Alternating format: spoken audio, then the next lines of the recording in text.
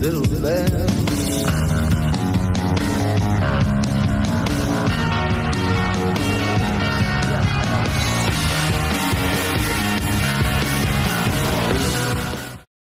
في جديدين اللي استقبلوني اليوم, je suis très heureux. D'ailleurs, j'ai beaucoup de souvenirs avec El Jadida.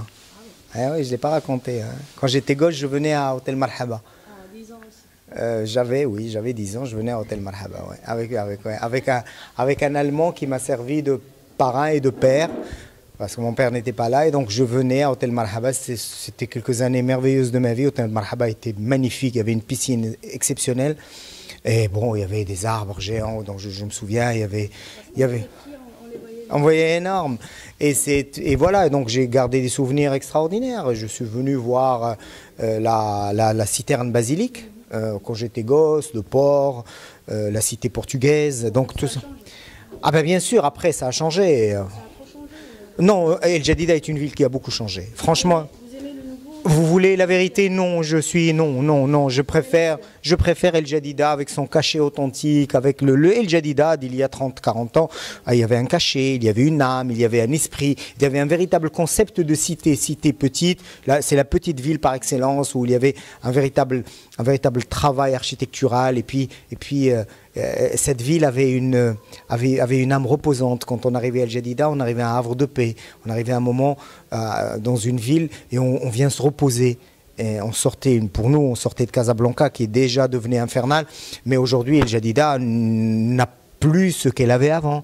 La preuve, un hôtel magnifique comme Marhaba qui tombe en ruine, c'est malheureux. Alors que c'est une ville qui a énormément d'atouts humains, d'atouts architecturaux, d'atouts historiques.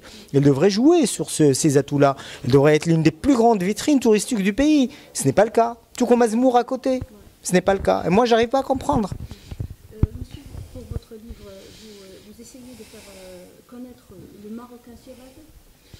Non, pas du tout. Je veux la vérité, je veux raconter. Moi, je n'ai aucune prétention. Je veux raconter. Moi, je raconte ma vie.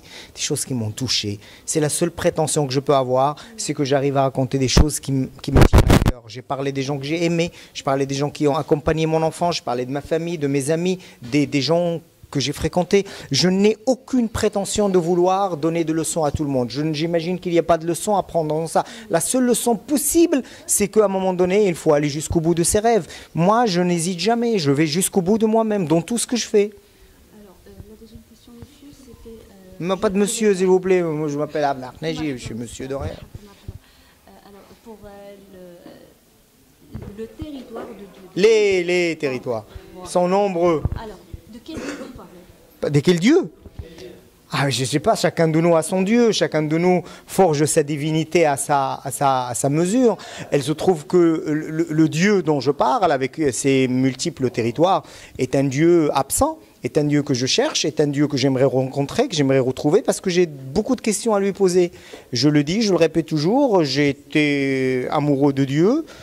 Pas un amour incommensurable, comme on aime une femme, non, mais un amour, je lui trouve énormément de sympathie, il se trouve que ce n'était pas réciproque, il y a une coupure entre nous, j'ai essayé de faire la paix, j'ai essayé de... Je trouve que non, j'aime ce rapport de conflit entre nous, mais ce n'est pas un rapport de haine ou de rejet, c'est un rapport de questionnement permanent, et je crois que ça m'aide à vivre, d'avoir... capacité d'entrer en dialogue, d'entrer en confrontation et de poser certaines questions, même sans je les pose. C'est ce Dieu-là dont je parle. Qu'est-ce que vous pouvez dire aux gens qui vous ressemblent dans leur recherche? Des gens comme moi, je ne sais pas. La vérité, je n'aime pas donner de leçons aux gens. Je n'aime pas donner de leçons aux gens. Par contre, tout ce que je peux dire aux gens, n'importe qui que je rencontre aujourd'hui, un enfant, je pourrais le dire à ma fille, va jusqu'au bout de toi-même. Tout est possible. Dans cette vie, tout est possible. Et n'hésite pas. Toute expérience est bonne à vivre. Toute expérience est bonne à prendre. Et quand ça va mal, parce que c'est là où tu apprends. Quand tu tombes, c'est très bien parce que le métier entre. Et si tu rates et si tu apprendras beaucoup plus grâce à tes échecs. Souvent, les échecs sont des victoires. Donc, si j'ai un conseil à donner à n'importe qui, il faut toujours avoir confiance en soi. Il faut toujours garder présent à l'esprit que tout est possible dans ce monde. Tant qu'il y a la vie, il y a l'espoir. Merci à vous.